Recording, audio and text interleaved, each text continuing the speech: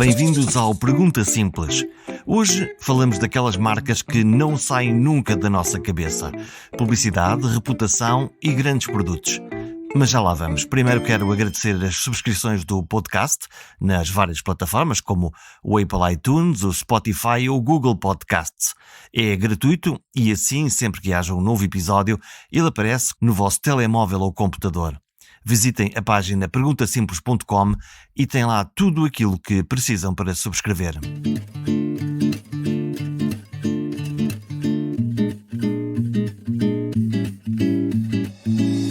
Fazer uma grande campanha de comunicação exige criatividade, uma boa narrativa e saber como se conquista um público. As marcas procuram sempre ser bem vistas pelos consumidores e por toda a opinião pública. Vamos falar dessas marcas e de agências criativas que criam as suas histórias. E claro, vamos falar dos influenciadores, hoje nas redes sociais, mas afinal eles sempre existiram, nos jornais, na rádio, na televisão, agora na internet. Guiados pelo nosso convidado Pedro Diogo Vaz, que cria anualmente o concurso Super Brands, vamos descobrir alguns dos segredos das melhores marcas. Porque só as melhores marcas, as melhores entre as melhores, conseguem ficar na nossa cabeça, apesar de poderem ter passado anos depois de termos visto os seus anúncios. São as marcas que conseguem ter em cada momento destaque na cabeça das pessoas. Ou seja, são aquelas que espontaneamente, quando te perguntam qual é uma marca em que tu confias, vêm-te 2 ou 3 marcas à cabeça. Quando te perguntam que marcas é que são de facto históricas na tua vida, que tu te lembras, ou seja, as marcas que tu ainda te lembras de quando eras miúdo são de facto marcas que tiveram importância para ti. Portanto, essas são as marcas de referência. E elas mudam. Ao longo do tempo vão mudando. Aquilo que para nós era interessante, até muito recentemente a BIC fez exatamente isto, que é a mudança não é necessariamente um sinónimo de boas marcas. E a BIC é um excelente exemplo disso, não é? Quer dizer, a BIC de quando tu eras miúdo continua a ser a BIC que se vende hoje. A BIC laranja, a BIC cristal, isso está na nossa cabeça. Escrita fina, escrita normal. Não sei, tem 40 anos, seguramente esse anúncio. Qual é o segredo deles? Vamos por aí. Qual é o segredo de uma marca como a BIC, tão simples, tão básica, posso usar a expressão? Podes, eu acho que é exatamente isso. Eu acho que, acima de tudo, é consistência e coerência com aquilo que são os seus propósitos. Ou seja, portanto, eles cumprem a promessa que fazem. Cumprem, ou seja, têm a capacidade primeiro de fazer a promessa e definir uma promessa que faça sentido naquele momento ou num determinado momento no mercado. Têm a capacidade de, ao longo do tempo, entregar esta promessa de forma consistente, ou seja, não a adulterarem, e de fazer essa entrega nos seus diferentes pontos de contacto. Ou seja, isto é muito importante para as marcas perceberem que nós não temos só relação com um produto no linear do supermercado. Temos uma relação com o produto quando o tiramos do frigorífico, ou quando o vemos na internet, ou quando o vemos na televisão, ou quando ouvimos falar ou quando ouvimos um amigo falar sobre ele. Portanto, não é só quando compramos ou quando vamos à procura de alguma coisa que nós precisemos, é em todos esses momentos. Aliás, as grandes crises das marcas normalmente não surgem no ponto de contacto de consumo, surgem nos momentos em que em que uma determinada mensagem, um determinado acontecimento daquela marca se espalha, e hoje é muito mais fácil que se espalhe. E tradicionalmente os grandes momentos de crise são exatamente aí, não acontece porque tu compraste o produto e aquele produto em particular tinha um problema, ou porque a tampa estava partida. Tu reclamas e normalmente as marcas resolvem isso imediatamente. Ou reconheces que é uma questão de operação. Sim. E, portanto, grande azar, a minha caneta não está. Exatamente. E, portanto, não é isso que se faz necessariamente. Agora, se te acontecer 10 vezes, já é falta de coerência da forma como a marca cuida da cadeia. Agora, quando acontece uma vez, não é isso que contamina a relação das pessoas. Agora, o que contamina a relação das pessoas, de facto, são momentos em que as marcas não cumprem absolutamente nada daquilo que é a sua promessa. Portanto, que aquilo que dizem é diferente daquilo que fazem. Tens alguma ideia na tua cabeça do que é que pode ser exatamente esse posicionamento que pode dar cabo completamente de uma ideia ou de uma marca? Pois olha, eu dou-te uma mensagem até de uma marca que eu, apesar de tudo, continuo a considerar de referência, e é uma marca de referência, que é a Cisco, por exemplo, não é? Eu lembro-me de há uns anos atrás, eu tinha uma mania de comprar merchandising, achava piada. E entrei no site da Cisco, portanto, para mim Cisco era sinónimo de qualidade de topo. e continua a ser. A Cisco tem as redes dos nossos computadores e coisas que eu nem consigo explicar. Exatamente. Mas, portanto, tudo o que tinha a ver portanto, com esta componente de qualidade, para mim, Cisco era isso. E entra no site para comprar uma t-shirt que dizia Cisco. E quando entra no site para comprar, na altura, estamos a falar já há uns anos atrás, portanto, não havia muitos sites de e-commerce, não é? Portanto, mas a Cisco tinha. E então entravas no merchandising e quando eu vou comprar a camisola, ele pede-me para fazer login. E para teres noção, o login tinha cerca de 3 páginas quase de informação que eu tinha que dar. Que dor! Qual é que era o servidor da minha empresa, qual era a tipologia de servidor, etc. Ou seja, aquele momento de contacto estava orientado para aquilo que é a Cisco no seu dia normal, que é as pessoas precisam de fazer compras que tenham a ver com a parte da tecnologia. Ou seja, entras na Cisco e a Cisco tratava a compra de uma t-shirt como se tu fosses comprar uma rede de servidores, da mesma forma. E, obviamente, perguntavam-me quais eram os códigos, se eu tinha, se não tinha, etc. E, portanto, na verdade, quando acabo de preencher aquelas 3 páginas de formulário, dizem-me, agora no teu e-mail tens não sei o quê. Eu tinha que ir ao e-mail. Depois vou ao e-mail, vou buscar os dados de acesso. E quando entra, de facto, volta tudo ao princípio, volta a ter que escolher a t-shirt na mesma. Ou seja, do ponto de vista da experiência do consumidor com a marca, aquilo que era a noção que eu tinha de qualidade de topo foi defraudada numa coisa que não tem sequer relevância para o negócio da Cisco, né? Que é alguém que quer ir comprar uma t-shirt. Sim, portanto tu, no fundo, um não cliente ainda apaixonado pela ideia marca Cisco, neste caso, como poderia ser outra coisa qualquer, no momento em que tu dizes, eu quero ter uma coisa que é um merchandising, coisa gira, uma t-shirt, um porta-chaves, uma coisa qualquer, tens uma experiência dolorosa. Ou seja, é na verdade a mesma coisa que hoje em dia tu seres tratado para comprar uma caneta online ou para fazeres a compra de uma casa online. São coisas completamente diferentes e, portanto, a noção da qualidade e de percepção tem sempre a ver com isto. E, portanto, a forma como a marca entrega ou não tem a capacidade de entregar nos diferentes pontos de contacto essa sua relação, obviamente faz toda a diferença, não é? Quando nós estamos a falar de marcas, há bocadinho estávamos a falar das canetas Bic, num mundo em evolução, tu dirias que com as canetas de tinta de gel, com roller não sei o quê, tudo aquilo que parafernália quando vamos a uma papelaria, um supermercado, temos disso tudo. Todavia, uma tecnologia básica, vou usar a expressão, uma tecnologia básica, continua aí. Sim, continuará e sempre, ou seja, na verdade, eu acho que essa é uma questão central, que é, as marcas não são produtos, e o David Ogilvy dizia isto, que é uma das referências, não necessariamente académicas, porque ele não era um académico, mas uma das referências mundiais do ponto de vista da comunicação e da publicidade. Ele diz exatamente isto, a marca é uma soma intangível, é muito mais do que um produto, é uma soma intangível de várias coisas, do seu nome e da apresentação e do preço, obviamente, mas depois essencialmente da sua história, da sua representação, da forma como ela é comunicada e da forma como depois todos os dias consegue contactar com as pessoas que a consomem. Portanto, o conceito de marca é exatamente isto. Se quisermos uma outra referência, o David Ecker dizia exatamente isto, que é o milímetro quadrado, é o ativo imobiliário mais caro do mundo, que é o milímetro quadrado que se ocupa na cabeça das pessoas. E, portanto, como nós sabemos que a capacidade de esquecimento é uma das capacidades mais importantes do cérebro humano. E que jeito que dá. Na verdade, as marcas que conseguem não entrar não se deixar cair para o esquecimento são de facto as marcas que se tornam relevantes. E é interessante que durante muitos anos o conceito de marca esteve associado a um produto, e hoje, se nós repararmos, dentre as top 10 marcas mundiais em termos de valor e de percepção, elas não são produtos. São serviços, são intermediários, são marketplaces, as Amazons, as Googles, ou seja, na verdade elas não têm produtos físicos onde nós tocamos, mas nós diariamente entramos dentro dessa esfera. Portanto, são marcas completamente icónicas dentro da sua categoria, portanto, são marcas categoria, no fundo, como aconteceu sempre ao longo da história. Hoje já não se diz tanto, mas o conceito de caneta era muito Bic, muito associado a Bic, não é? Mas quer dizer, eu não sei como é que se chama a um post-it que não se chama post-it, mas post-it é marca, não é? Eu não sei, se me perguntarem como é que se chama aquele produto, eu não sei, chama-se um post-it. Papelinho com autocolante que nós, de forma de quadrado, que a gente já estamos a complicar isto tudo e, portanto, isto é muito mais complicado. Isto, quando tu estás a falar dessa maneira de comunicar a marca, isto é uma coisa profundamente intangível.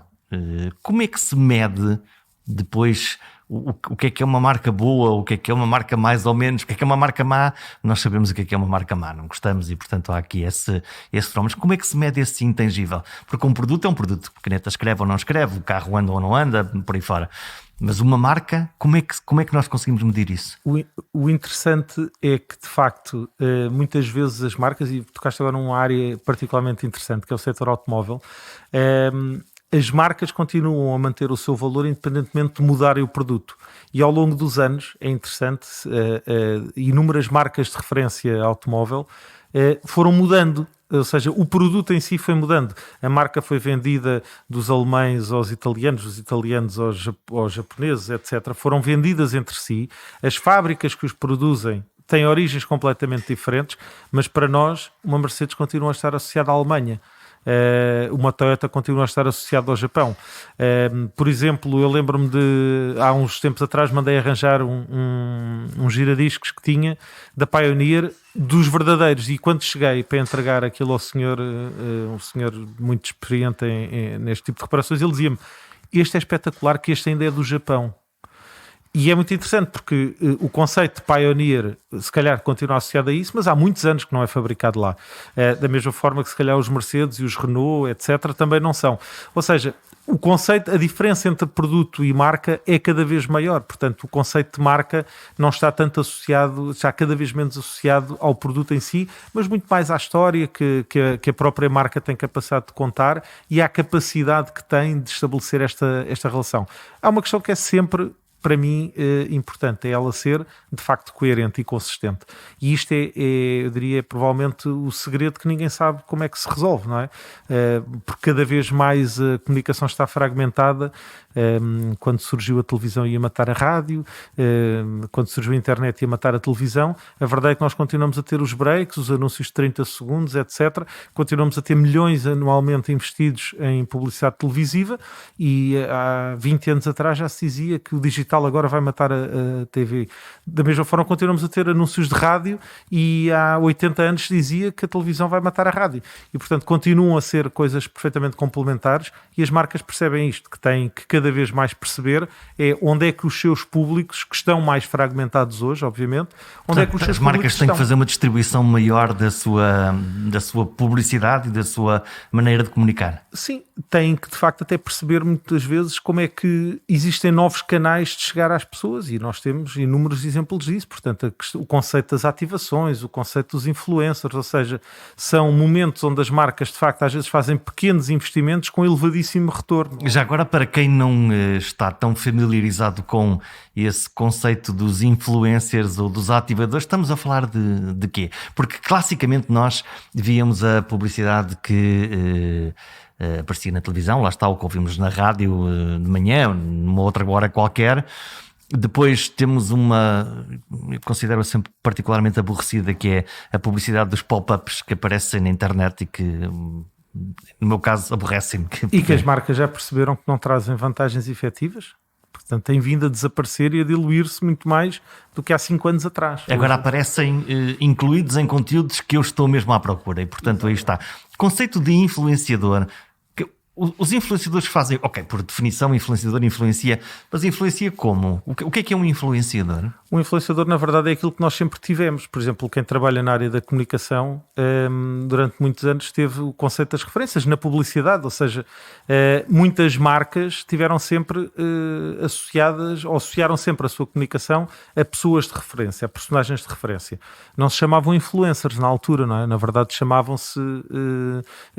era um ator que de repente era chamado para uma campanha, e na verdade era essa cara que era uma cara conhecida, que no fundo dava a cara pela marca. Temos o exemplo do nosso CR7, não é? Que na verdade tem dado a cara por muitas marcas, e que na verdade é exatamente isto. A diferença é que um influencer o faz maioritariamente no campo digital, mas é exatamente a mesma coisa. Portanto, do ponto de vista do seu papel, é alguém que tem de per si uma notoriedade grande do ponto de vista mediático, do ponto de vista de mercado, que tem uma determinada percepção, que tem uma determinada persona, que muitas vezes não é o próprio, mas é uma persona que ela veste, e a marca reconhece que há ali uma afinidade entre aquilo que são os valores e a mensagem que quer passar à população e aquela pessoa em particular. E, portanto, na verdade, aquilo que faz é pôr alguém a falar por si. Portanto, no fundo, quando um Cristiano Ronaldo se associa a uma marca de shampoo, na verdade, ele está a passar aquela mensagem do wannabe. Se quiseres ser como eu, usas este shampoo. Já agora deixa-me, é assim, mas teoricamente podíamos dizer que se o Cristiano Ronaldo, um jogador de futebol, aparecesse para vender chuteiras, isto podia fazer todo sentido, porque ele é um utilizador superlativo de chuteiras, mas de shampoos não é propriamente aquilo que nós associamos diretamente. Esse é o segredo, na verdade, na maior parte das vezes. É a grande diferença entre o conceito que era utilizado na publicidade e dos influencers, é que não havia necessariamente uma relação direta. Ou seja, o James Bond foi representado por diferentes atores, não é? Mas todos eles ficaram essencialmente conhecidos por serem James Bond, independentemente de provavelmente terem feito outras dezenas ou centenas de papéis. Um Sean Connery fez dezenas de filmes e outros personagens. Na verdade, ele foi sempre reconhecido como o James Bond. E, portanto, essa é a sua persona maior. Mas, independentemente de ele ser James Bond, ele continua a ser um ser humano, continua a ter cabelo, a ter que vestir um fato, etc. Portanto, quando nós temos a Nescafé a ir buscar uma personagem específica do cinema, ela está a ir buscar não a pessoa em si, mas está a ir buscar a persona e a personagem que ele representa. Na verdade, aqui é um bocadinho a mesma coisa. Portanto, o que os influencers fazem é associar um determinado perfil, uma maneira de estar, àquilo que é a comunicação da marca. E, portanto, o que a marca procura fazer, essencialmente, é, em vez de agarrar no seu investimento e investir em quantidade para chegar a um número grande de pessoas por via da polarização, eu estou em outdoors, numa grande campanha de outdoors, e em simultâneo na rádio, e na televisão, e nos anúncios, nos banners digitais, etc. E, portanto, ela fragmenta o seu investimento. O que ela faz é concentra o seu investimento numa pessoa que serve essencialmente de funil invertido. Ou seja, este investimento é colocado no influencer e é o próprio influencer que já tem uma capacidade enorme de impacto perante uma comunidade muito grande, e é exatamente isto que a marca faz. Portanto, não é diferente, em muitos casos, daquilo que se fazia na publicidade. Eu tenho uma visão que se calhar tem a ver um bocadinho já com a idade, de que o impacto não é exatamente o mesmo. Pronto. Dito isto, é verdade que associado a isto esteve sempre um grande risco, e quem trabalha em publicidade sabe isto, que há sempre um grande risco associado a nós encontrarmos alguém que dê a cara pela nossa marca. Que é o quê? E tem acontecido ao longo dos anos. Que é o influencer não se portar bem. Não, é não se portar bem, é de repente ter um problema, uma crise associada a qualquer coisa, e isto contamina a própria marca. Portanto, nós sabemos que o que não falta aqui são exemplos ao longo dos anos de pessoas que eram cara de marcas, tiveram de repente um determinado problema associado à sua vida pessoal ou profissional. Isto contamina a marca, obviamente, mas isto é o risco, não é? Portanto, mas isso, viver tem riscos. Esta passagem do analógico para o digital, lá está, do anúncio de jornal para os Facebooks desta vida, para os Instagrams por aí fora, trouxe-nos outra coisa, que é, isto já não é simplesmente daqui para ali. O outro lado também responde e também comenta, e às vezes comenta de uma forma não muito bem intencionada. Isto coloca questões às empresas, às marcas, às organizações, que é desde a pessoa que, quando não ficou satisfeita, foi lá comentar e fez um post no Instagram do influencer, lá está, até de uma forma despropositada, até ao consumidor insatisfeito que faz valer a sua voz exatamente usando o canal da própria organização. Na verdade, o digital trouxe essencialmente isso, a capacidade da comunicação invertida, do consumidor poder ter mais voz junto da marca. Eu diria, a parte positiva dessa questão é que, na verdade, é tudo muito mais efêmero. Ou seja, na verdade, esta capacidade de crítica é uma capacidade de crítica que é feita agora. Hoje, durante esta hora em que nós publicamos e que temos os nossos 3 Fs, não é? Que é Family, Fools and Friends, portanto, a família, os amigos e os tolos que andam à nossa volta vão atrás daquela onda, mas aquilo é uma onda que os surfistas chamam o quebra-coco, não é? Portanto, aquilo sobe muito rápido e depois cai imediatamente. E é o que acontece no digital, quer dizer, de facto, tirando questões pontuais, na verdade, a maior parte das marcas sabem que, do ponto de vista de estratégia, da gestão de aquilo que se chama o community management, da gestão da comunidade, a maior parte das vezes o ideal é nunca responder, porque sabemos que aquilo vai se esvaziar muito rapidamente. E, portanto, hoje é uma história, amanhã já não é. No fundo, eu diria que o digital não vem trazer nada de diferente do ponto de vista conceptual, nada diferente que as inovações foram trazendo à comunicação ao longo dos anos. Portanto, enquanto a imprensa se escrevia e só havia imprensa, na verdade havia as cartas emitidas aos jornais e, portanto, os jornais publicavam as cartas ou não publicavam, as pessoas lançavam elas próprias e faziam cartazes e punham na rua, etc.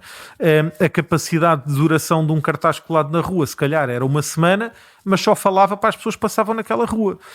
O digital faz ao contrário, que é, de repente traz a informação, chega a milhares, mas chega a milhares esporadicamente, porque daqui a 10 minutos nós já estamos a ver um post qualquer, já estamos noutro filme e já não estamos naquilo e já ninguém se lembra, já as pessoas se esqueceram.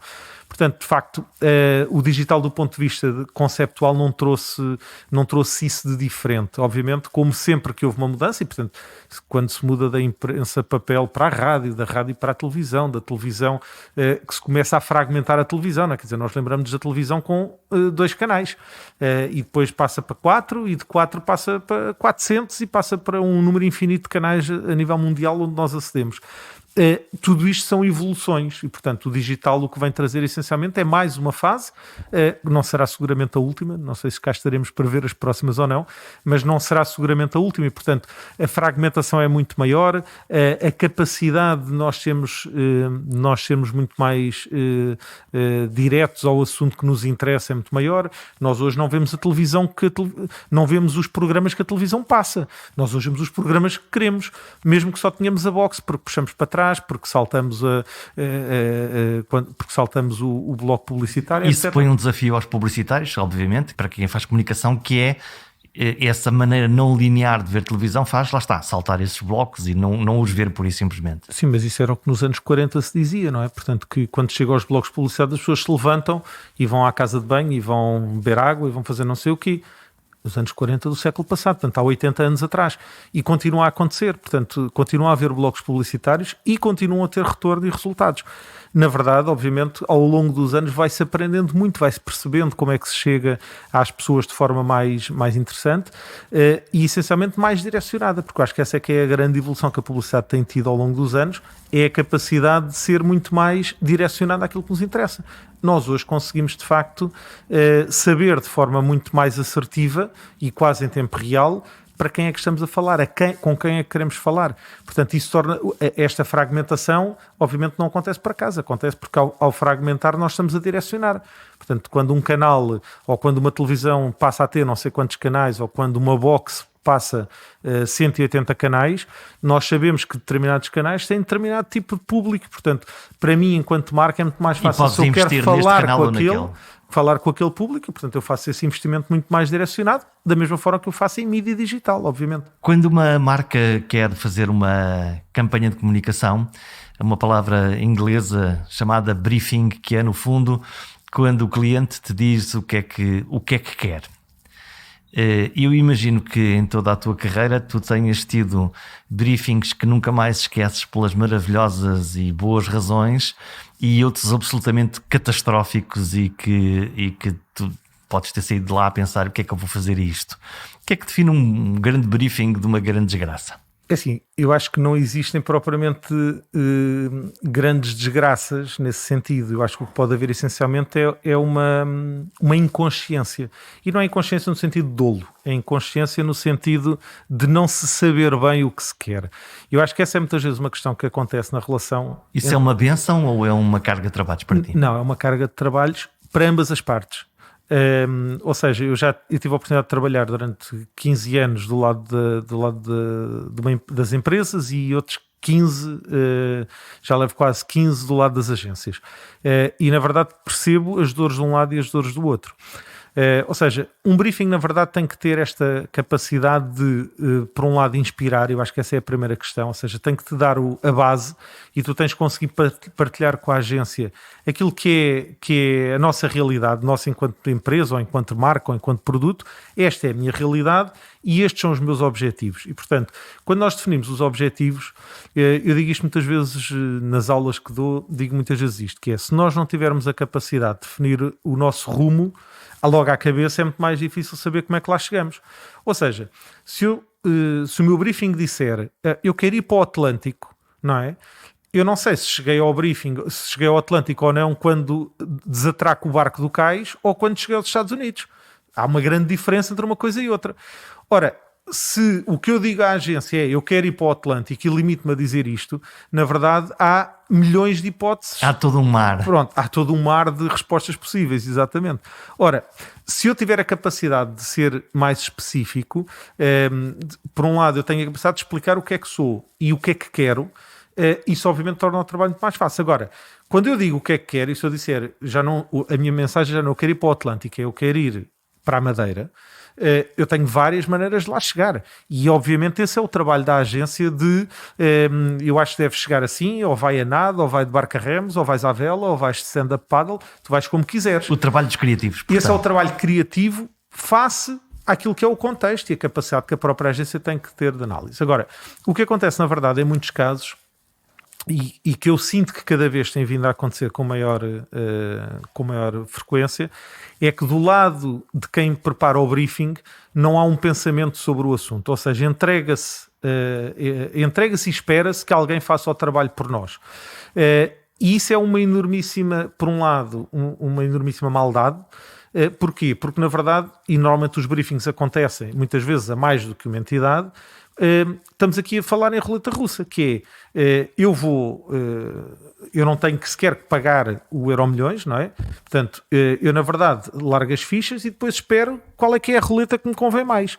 Portanto, isto é um mau trabalho que normalmente acontece. Do lado contrário, portanto, para também não diabolizar aqui, porque felizmente ao longo dos anos temos tido contacto com muitos clientes que de facto têm esta capacidade de definir bem o briefing e sabem o que é que querem, sabem qual é o objetivo e a seguir, mas já agora antes de passarmos para o lado das agências, e como é que tu lidas com o cliente que é tão específico, tão concreto e tão picuinhas que não te abre espaço criativo? Quer um filme em azul com um barco para chegar à Madeira. Nós temos sempre um princípio que é o stick to the brief e over the brief, ou seja, responda ao briefing. Se o briefing é muito específico, responda ao briefing. A vantagem do briefing muito específico é que te permite perceber o que está na cabeça do cliente. E às vezes a partir do que está na cabeça do cliente tu reconstruires e fazeres aqui um flashback e portanto tu refazeres esse briefing às vezes. E portanto a nossa política é muito neste sentido, que é responda ao briefing. Se é para ir para a Madeira num barco azul, aquilo que o cliente vai ter à primeira vista é um barco azul. O barco azul em direção à Madeira. O que não quer dizer que no final desta apresentação tu não digas, bom, mas nós pensámos aqui noutros caminhos. E isto acontece-nos com muita frequência poder fazer isto. Eu prefiro sempre um briefing muito fechado do que um briefing totalmente aberto. Exatamente por isto. Porque um briefing muito fechado, tu sabes que respondes ao cliente, e eu digo isto muitas vezes à equipa, quer dizer, por muito que nós achemos que do ponto de vista criativo uma coisa pode fazer sentido... Era mais giro outra coisa qualquer... Nós não somos os donos daquela marca, nós não somos o cliente e, portanto, em limite, tu tens de conseguir responder àquilo que te está a ser pedido. O que não quer dizer que nós não tenhamos a capacidade de o questionar a seguir. Ou seja, quando digo a seguir, às vezes é em simultâneo, mas no fundo, a seguir poder dizer, bom, está aqui o barco azul em direção à Madeira, mas há aqui uma outra coisa que nós achamos que poderia fazer muito mais sentido. E então vamos fazer aqui um retroceder um bocadinho à parte da estratégia, apresentar o reason why, a fundamentação de porque é que aquilo pode fazer sentido e apresentar uma segunda proposta. E a verdade é que muitas vezes isto é muito mais fácil de gerir com os clientes, porque o cliente percebe duas coisas. Primeiro, percebe que a ideia conforme ele a tinha está ali materializada, mas muitas vezes põe isto em causa e depois obviamente muda muito de perfil de pessoa para pessoa. Ou a pessoa é completamente fechada ou tem uma orientação completamente fechada, porque nós sabemos o nosso conceito de cliente não é a pessoa com quem estamos a interagir muitas vezes, não é? Portanto, acontece muitas vezes nós e a pessoa com quem estamos a interagir estamos em batalha interna com a sua estrutura interna muitas vezes. Mas portanto, a pessoa consegue, não tem ali espaço de manobra ou porque não quer ou porque não tem, e portanto aquilo tem que ser o barco azul em direção à Madeira, ponto final. Ou então a pessoa até percebe e reconhece assim, de facto essa ideia até faz sentido. E o que acontece na maior parte das vezes não é nem uma coisa nem outra e vai-se trabalhar para a fase seguinte. Ou seja, continua-se a trabalhar em cima disso. Mas isso eu diria, na criatividade, na comunicação ou noutras matérias, o trabalho é feito assim, não é? Portanto, depende da interação entre tempo, disponibilidade e uma componente importantíssima, muitas vezes também é a componente financeira, não é? Portanto, esta Gostava de fazer uma coisa maravilhosa, mas tenho 10 tostões para Exatamente, gastar. Pronto. E portanto, todos nós adoraríamos, mas às vezes não é possível. Sim, a casa tem sempre umas paredes. Então, e olhando para o lado das agências, as maravilhosas e as desgraçadas? Não, na verdade, do lado das agências fica esse trabalho que depende mais uma vez do seu perfil. Há perfis mais de operário, que é o cliente pede, o cliente tem, e portanto eu limito-me de facto a fazer isto. São muito mais eficientes do ponto de vista das estruturas, dos custos. Obviamente, normalmente são dotadas de estruturas e de equipas muito mais básicas, e quando digo básicas não é básicas no sentido depreciativo, é básicas no sentido de serem operacionais. E depois temos o outro extremo, que são muitas vezes aquelas agências cheias de pessoas mais séniores, mais criativas, que têm bicicletas no teto, que tudo tem que ser de facto conceptual e uma abordagem criativa, e às vezes falta-lhes a componente pragmática. Obviamente, ao longo dos anos, e as agências, tal como qualquer empresa, só existem porque têm pessoas e têm equipas, não é? Portanto, depende das equipas que têm cada. Quando montas as tuas equipas, depois quê? Depois fazes um misto entre pragmáticos e criativos, entre os que fazem a coisa que tem que ser feita e os loucos? Sabes que eu levo 15 anos de gestão de agência e já tivemos, obviamente, diferentes ciclos. E obviamente porque eu tendo a ser mais racional e menos criativo no meu dia-a-dia, muitas vezes nós tomamos decisões no sentido de racionalizarmos a estrutura. Temos estruturas mais racionais, etc. Chegamos sempre à conclusão ao fim de algum tempo que nos falta aqui alguma coisa. Falta-nos de facto, as pessoas têm a capacidade de pensar fora da caixa. Porque teres uma equipa muito racionalizada tem esta vantagem, que é uma máquina muito certinha a trabalhar, etc. Mas é uma máquina que ao fim de pouco tempo tu chegas à conclusão que faz sempre a mesma coisa. E faz-nos falta de facto a componente criativa. E portanto eu acho que na verdade uma agência, principalmente uma agência com um perfil de 360 que aborda diferentes tipos de clientes, de mercados, de formatos de comunicação, obviamente tem que ter uma estrutura criativa, tem que ter os disruptores internos, ou seja, as pessoas que são chatas e que nos obrigam muitas vezes a pensar nisto. E eu tenho muitas vezes que gerir isto, não é? Portanto, isto faz parte das agências, as guerras internas que existem entre os mais criativos e os mais racionais, entre quem tem que gerir o cliente e diz, não, mas o cliente disse-me que queria um barco azul e, portanto, não inventes, é para fazer um barco azul. E o criativo está do outro lado que diz, eu até te faço o barco azul, mas há aqui uma outra coisa que podia fazer muito mais sentido. E, portanto, a gestão deste conflito, que é salutar até um determinado momento, obviamente, é muito importante dentro das agências. Já me aconteceu, temos aqui uma história muito engraçada há uns anos, de uma pessoa que está a fazer gestão de cliente, fez o briefing e quando vem a proposta tinha uma componente meia... tocava ali tinha ali um toque um bocadinho sexy demais.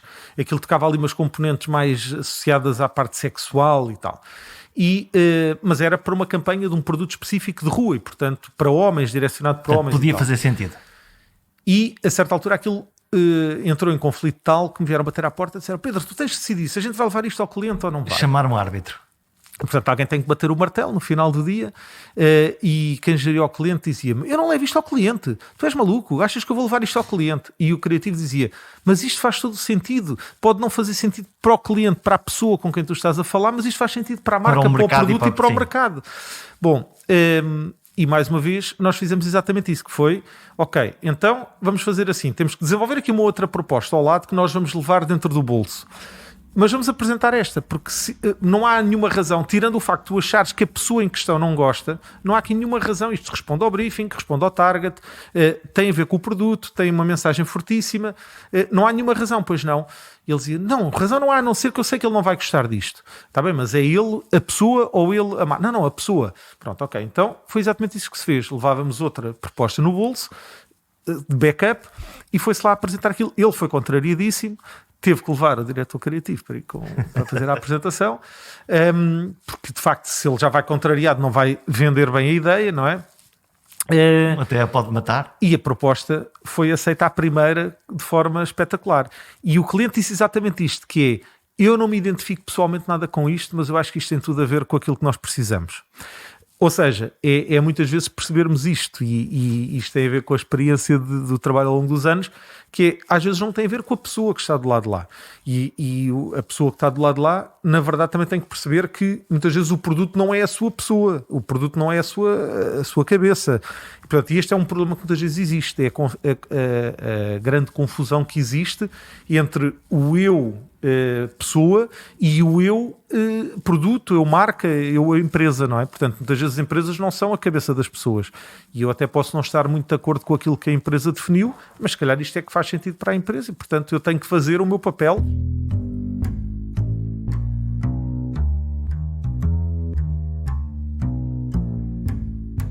As pessoas, a marca, os produtos. As empresas, ou de uma forma mais alargada, as organizações fazem uma promessa à sociedade.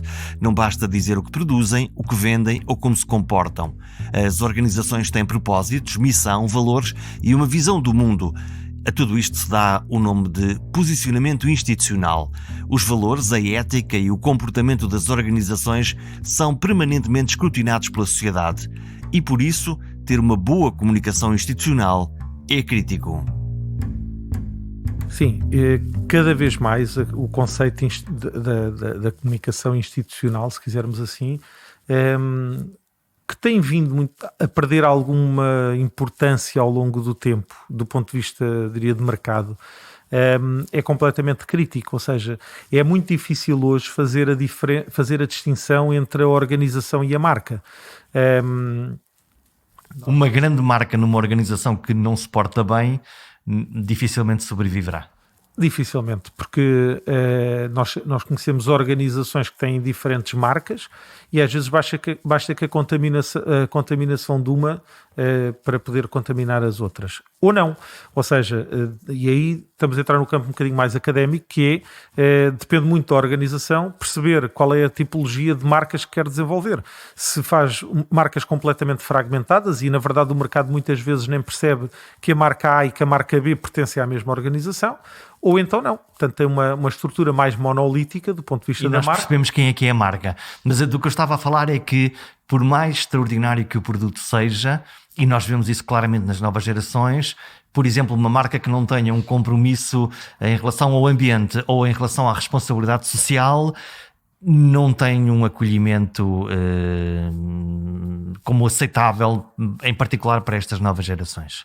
Eu diria, eu não sou tão rígido e radical relativamente a isto, porque eu acho que há sempre outras componentes que são determinantes para o consumo ou não da marca. Agora, obviamente, há ondas. A onda, por exemplo, a onda do eco, do sustentável, do ambiental, é uma onda claramente que está no fundo aquilo que te pergunto é se tu, como cliente consumidor, te sentes mais ou menos confortável em comprar uma marca que tu sabes que é altamente poluente ou que não tem sequer uma reflexão sobre isso na sua ideia de marca. Eu diria que depende de muitas outras variáveis, e dou-te exemplos de duas. No momento em que, na verdade, se calhar o receio financeiro é muito grande, isso deixou de ser uma prioridade e, portanto, as pessoas, na verdade, o pricing volta a ser uma componente importante e, portanto, entre comprar uma coisa que eu sei que é sustentável, etc., ou uma coisa que é barata porque eu quero resolver um problema imediato, estes momentos e estas crises financeiras podem fazer diferença. A tua prioridade pode variar? O exemplo concreto que nós temos, eu acho que esta pandemia da Covid vai mostrar isso, que é, até janeiro de 2020, nós tínhamos o tema do ambiente perfeitamente enraizado e prioritário do ponto de vista social, e de 2020 para cá, o tema da saúde tomou completo poder sobre o espaço mediático, e neste momento a componente ambiental, os plásticos, as máscaras descartáveis, etc. As máscaras os copos de plástico que voltaram outra vez perfeitamente normais, porque obviamente nós não podemos partilhar uma série de outras coisas, e portanto, de repente o tema ambiental já voltou outra vez agora à questão a dizer que isto é uma catástrofe ambiental, etc. Mas a verdade é que do ponto de vista social... A resposta foi pensar primeiro na saúde. Mais pensar, e eu diria, isto é a pirâmide de Maslow a funcionar, não é? Quer dizer, eu acho que isso depende sempre das prioridades, e eu, como passo muito tempo entre Angola e Portugal, acho que isso tem sempre muito a ver com o contexto em que tu estás. Obviamente em Angola o tema da sustentabilidade não é sequer um assunto.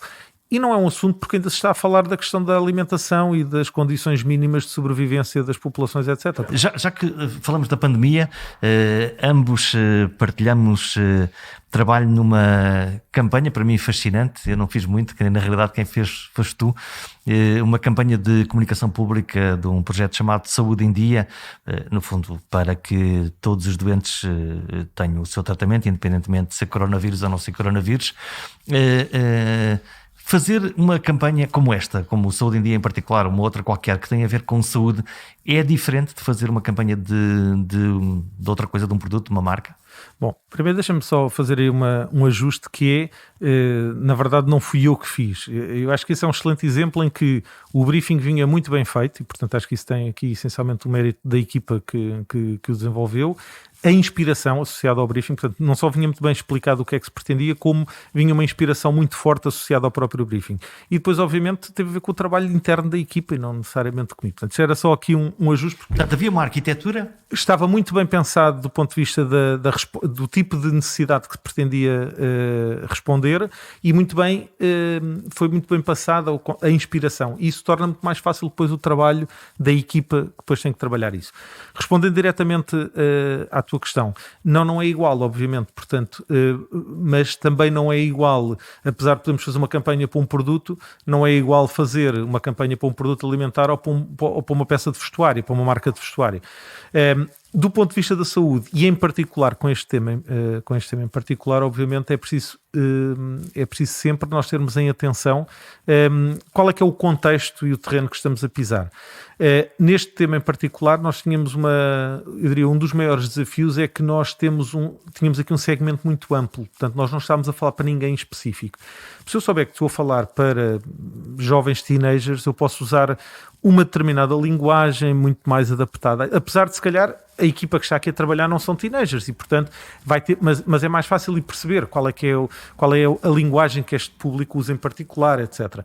Quando nós estamos a fazer uma campanha deste género, eu diria que a grande diferença é exatamente esta, nós temos que ter aqui um tipo de discurso que seja suficientemente linear para poder tocar todos os espectros da população. Ou seja, mas para conseguir fazer uma coisa que é criativa e que fique na cabeça das pessoas e que as pessoas apreendam e partilhem, neste caso nas redes sociais, também não pode ser tão inócua ou cinzenta, tem que ter ali alguma coisa com que alguém se identifique imediatamente. Certo, ou seja, mas a questão é exatamente essa, que e o difícil é descobrir aqui, no meio desta amplitude grande, qual é que pode ser um eixo que, por um lado, atraia uma quantidade grande de pessoas que nos interessam, mas ainda assim, por exemplo, não ofenda algumas outras, porque nós sabemos que muitas vezes, e cada vez mais temos as pessoas mais extremadas, portanto, eu diria que esse é o grande segredo, se quisermos... Encontrar as cordas certas para conseguir comunicar. No fundo, como é que se passa uma mensagem que possa fazer sentido para um teenager ou para o avô do teenager ao mesmo tempo. E, portanto, esse é o grande desafio neste tipo de campanhas ou de projetos que não têm um público muito específico e, portanto, eu diria que essa é claramente a grande questão.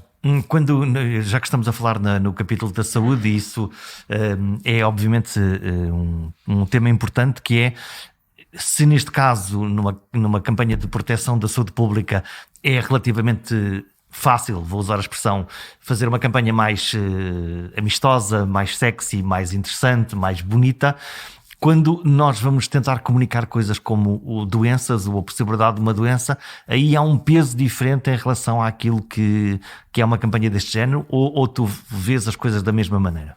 Não, eu acho que isso depende muito do nível de impacto que se quiser que a campanha tenha. Ou seja, quando falamos de doenças, naturalmente é um bocadinho... Vimos aquela campanha dos acidentes de viação, por exemplo, que era muito forte. Temos agora nas televisões, ou tivemos na altura de Natal, as campanhas do coronavírus dentro de uma unidade de cuidados intensivos, que era uma imagem claramente de choque. Certo, e essa é a grande questão que se coloca sempre, é qual é o nível de choque que nós queremos ou não criar, e não é por acaso, por exemplo, quando se fala em prevenção rodoviária, é um excelente exemplo, ou seja, é um tema que toca a parte de segurança e a parte de saúde, não é, na verdade. E ao longo dos anos, a nível mundial, tem havido campanhas muito distintas. Há campanhas claramente de choque, portanto que o objetivo não é falar só para as pessoas que sentem a dor. Porque obviamente era isso que eu ia dizer. Quando falamos de uma campanha na área da saúde, as pessoas que sentem a dor ou que estão dentro, sei lá, da organização, aquilo faz parte do seu dia-a-dia, faz parte do seu contexto. A verdade é que para a maioria da população, dar um exemplo concreto, o câncer da mama, para a maioria da população isso não é um assunto. E, portanto, fazes o mesmo que fazes quando tu ouves falar, por exemplo, de um creme para a cara das mulheres. Portanto, tu não és público, portanto, assim que percebes que o tema é aquele, desligas. Ora, a grande questão que se coloca muitas vezes com as campanhas de choque tem a ver com isto. A campanha de choque tem o objetivo de amplificar e tu podes fechar os olhos e não querer ver.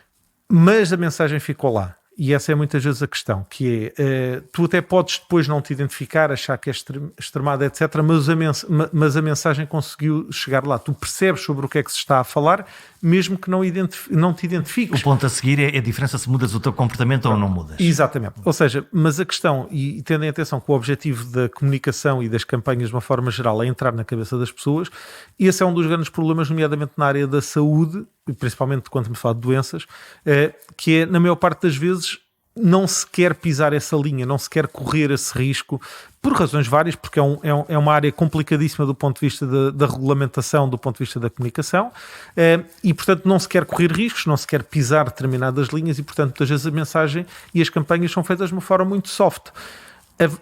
A vantagem das campanhas serem feitas de forma soft é que de facto não são agressivas, a desvantagem é que chegam a muito menos pessoas, porque as pessoas muitas vezes quando olham para aquilo, e eu dou um exemplo que não tem nada a ver, fazendo aqui uma correlação com um tema que não tem nada a ver, que é, nós compramos um carro branco e de repente olhamos à volta e há muitos carros brancos na cidade. Mas eles já haviam, antes de nós comprarmos o carro branco, nós é que não os víamos. Ou seja, a partir de um determinado momento o nosso cérebro está disponível para receber determinada informação. Ou nós nunca fomos pais, não falamos sobre miúdos, de repente somos pais e ouvimos à nossa volta falar sobre miúdos, passamos a vida a falar sobre miúdos. Ou seja, este tipo de comportamentos tem a ver exatamente com isto, que é, eu consigo ou não estimular o cérebro das pessoas para um determinado assunto.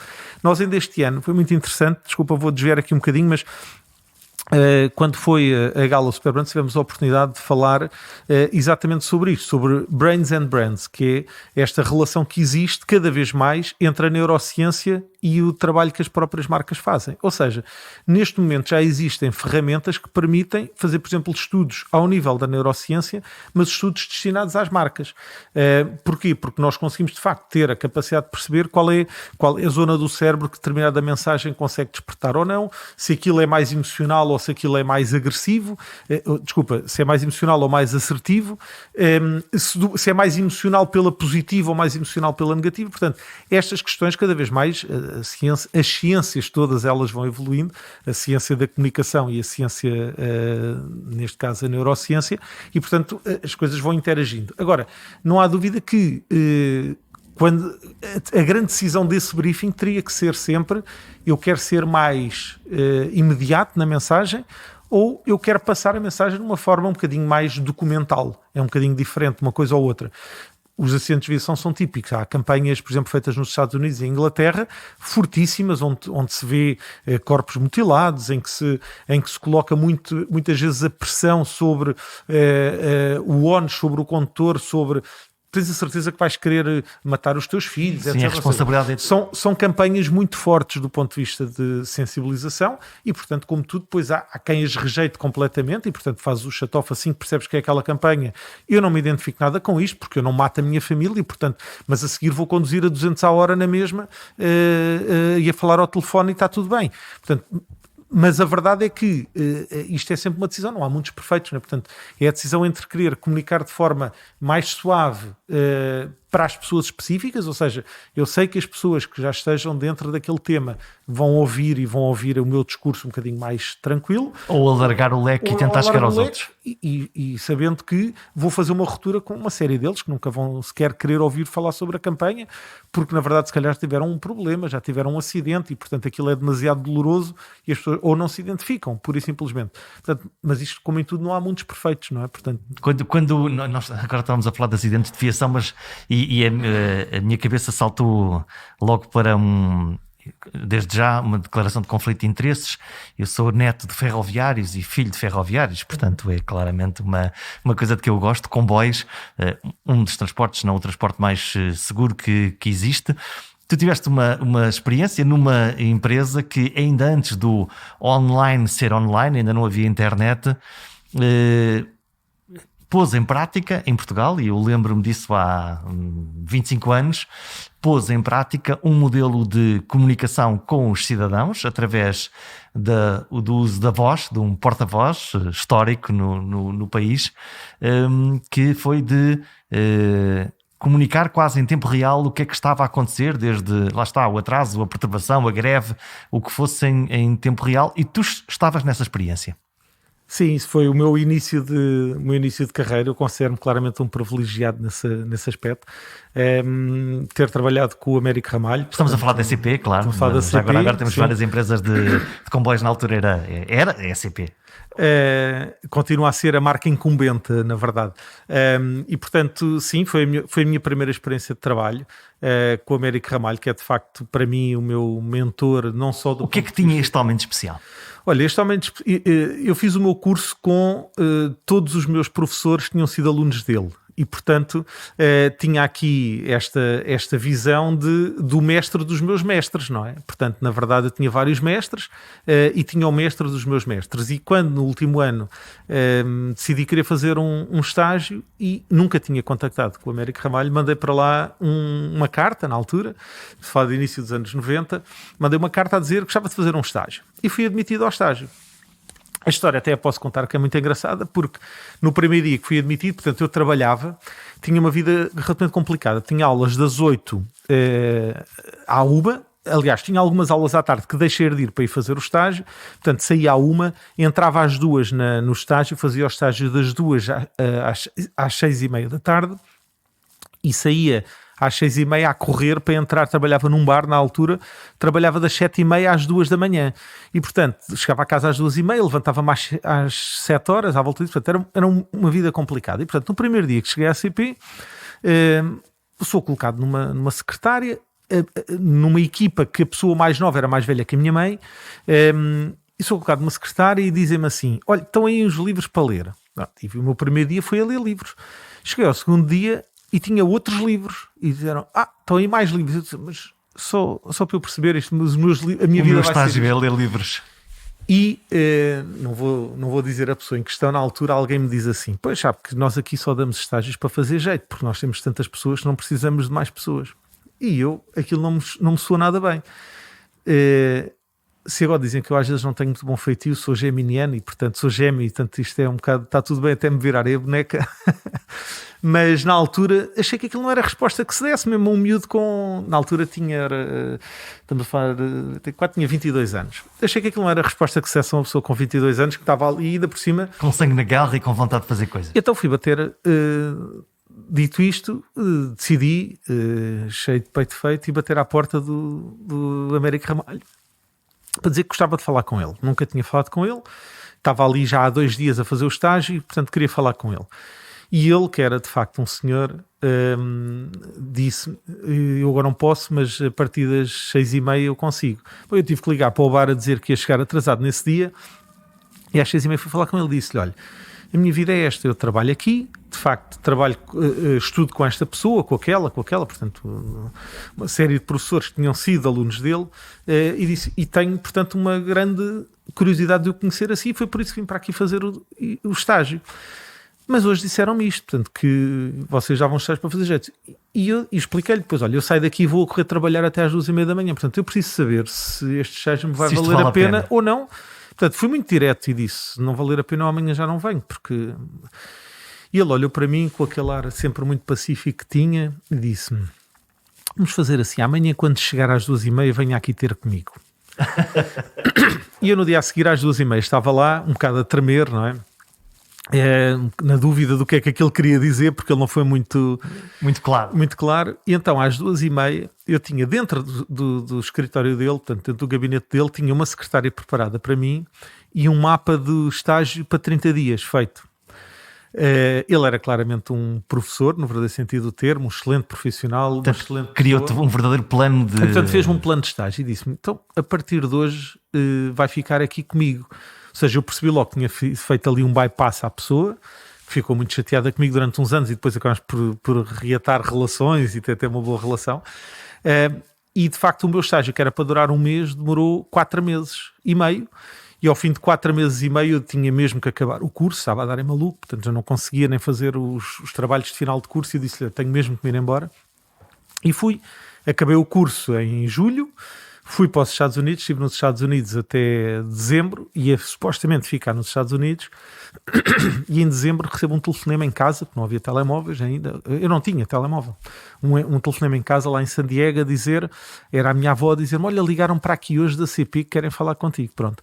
Isto deu início a uma contratação na altura e a 12 anos de trabalho continuado. Ou seja,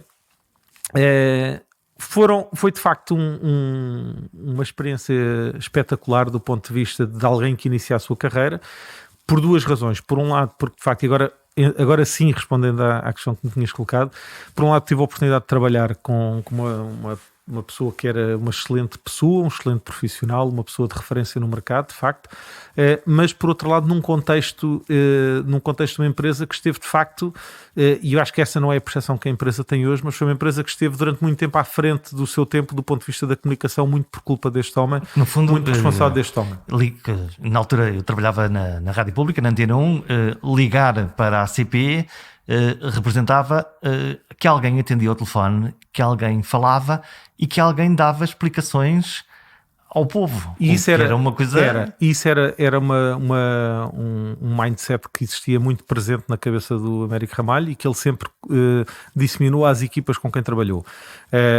Esta noção de que o respeito que tinha que haver para com a comunicação social de uma forma geral, porque a comunicação social era a forma de se falar com as pessoas.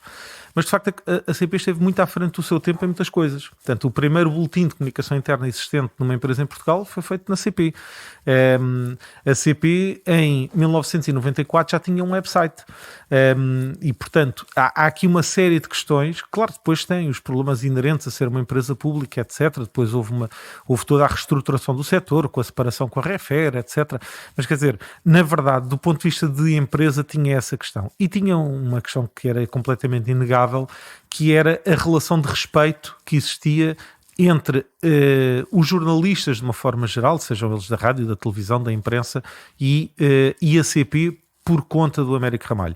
Porque de facto ele era claramente também um defensor interno da idoneidade relativamente àquilo que se partilhava, àquilo que se dizia, porque de facto isto é muito importante e eu acho que se perdeu muito este conceito de a comunicação ser mais oportunista nos dias que correm. Dá-me jeito de falar sobre isto, eu vou falar, se alguma coisa não correr bem e se houver uma perturbação... Eu não atendo o telefone, exato, eu não atendo o telefone e desapareço do mapa. De resto, ele é um porta-voz.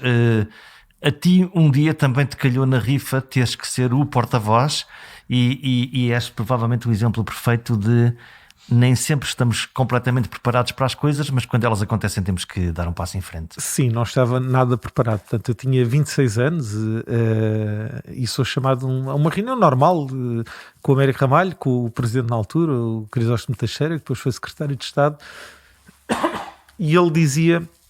E, portanto, eu sabia que o Américo Ramalho ia fazer uma intervenção cirúrgica e, de repente, chegamos à reunião e, no fim da reunião, o Américo Ramalho diz: bem, eu amanhã vou fazer a minha operação, mas, portanto, isto são 2 semanas que está previsto e o Pedro fica aqui a garantir isso. Eu tinha 26 anos.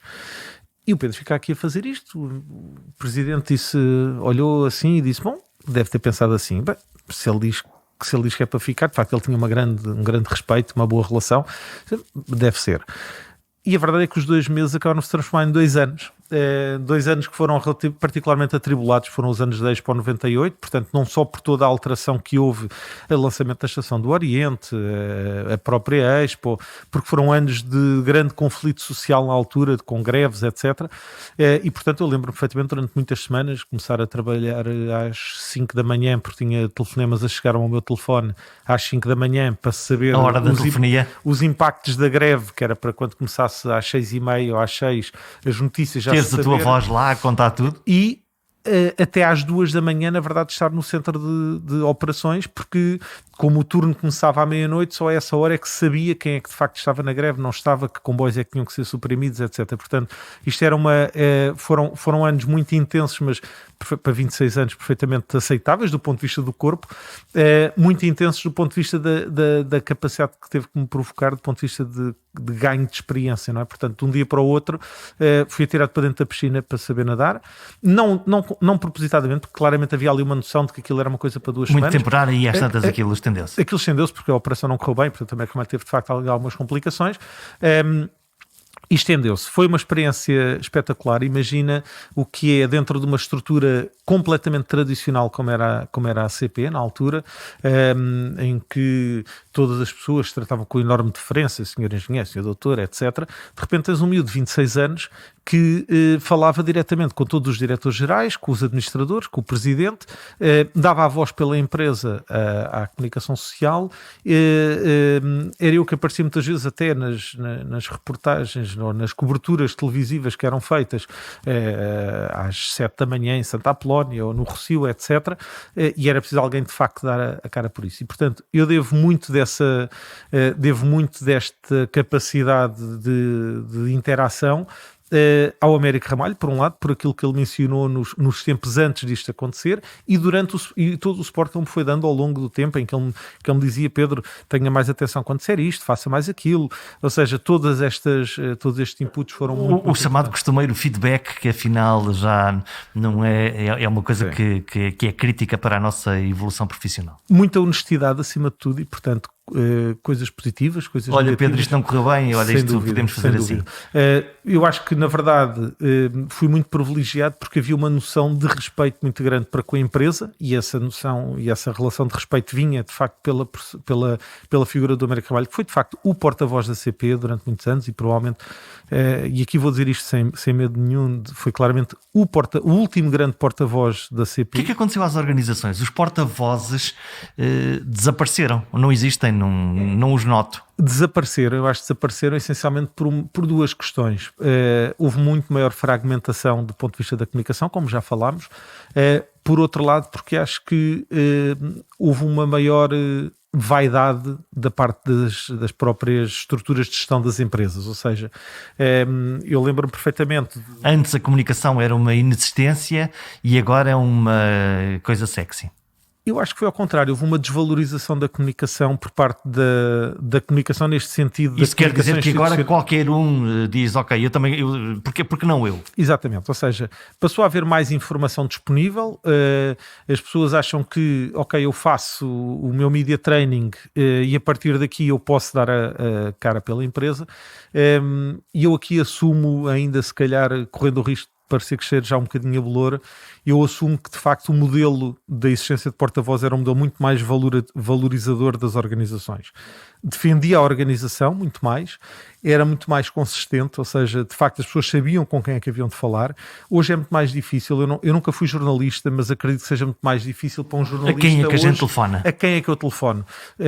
Se eu tiver que falar para uma das grandes empresas, para quem é que eu telefono? É para o diretor de comunicação? É para o administrador X? É para o administrador Y? É para o secretário de Estado? Por exemplo, nas empresas públicas neste momento temos isto, quer dizer, a certa altura, e temos tido inúmeros exemplos, que já não são sequer as empresas que aparecem a falar, são os secretários de Estado ou os ministros que aparecem a falar em nome das empresas. As caras das empresas que a gente saiba, para que saibamos quem é que elas são.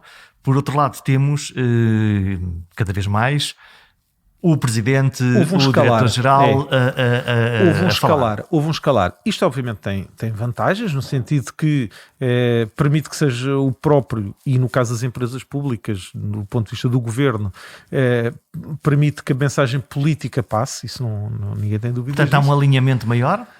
Mas, na verdade, há uma exposição muitas vezes desnecessária à informação. Com a grande diferença de que, obviamente, a questão da confiança que se criava entre o porta-voz e a comunicação social é uma coisa que se tem vindo a diluir, porque é óbvio que um jornalista sabe que um secretário de Estado dirá aquilo que é politicamente correto dizer e não necessariamente, se calhar, aquilo que tem a ver com a operação. E eu lembro-me de ter acompanhado, por exemplo, alguns acidentes ferroviários, etc.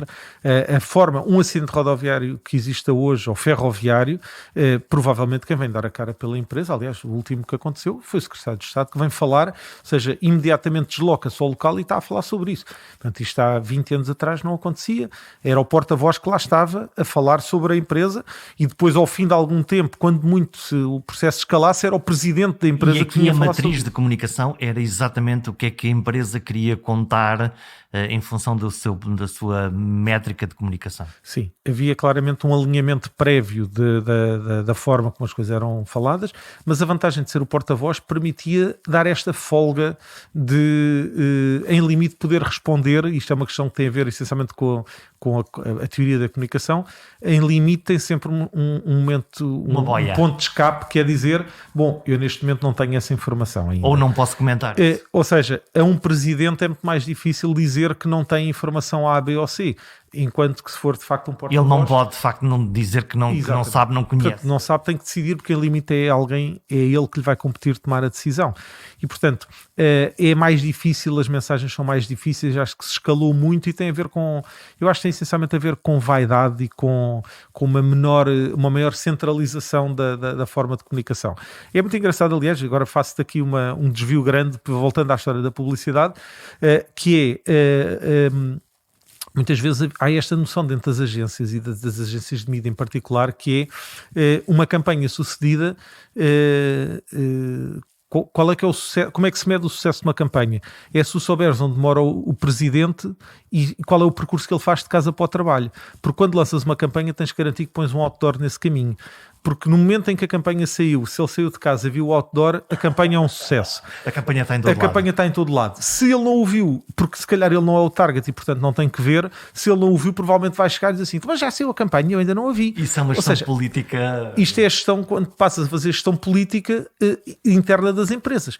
E isto acontece com muita frequência, parece piada, mas não é, é verdade. Ou seja, muitas vezes tu tens que fazer isto para agradar as lideranças topo das organizações, das marcas, das empresas, o que seja. Ficamos com a lição do dia, ponha um mupi à porta do teu presidente para ser feliz na publicidade. Exatamente. Garante que ele viu, porque se ele viu, vais ter um retorno positivo. Portanto, fica a lição do dia. Ponham a vossa comunicação em frente aos olhos do chefe.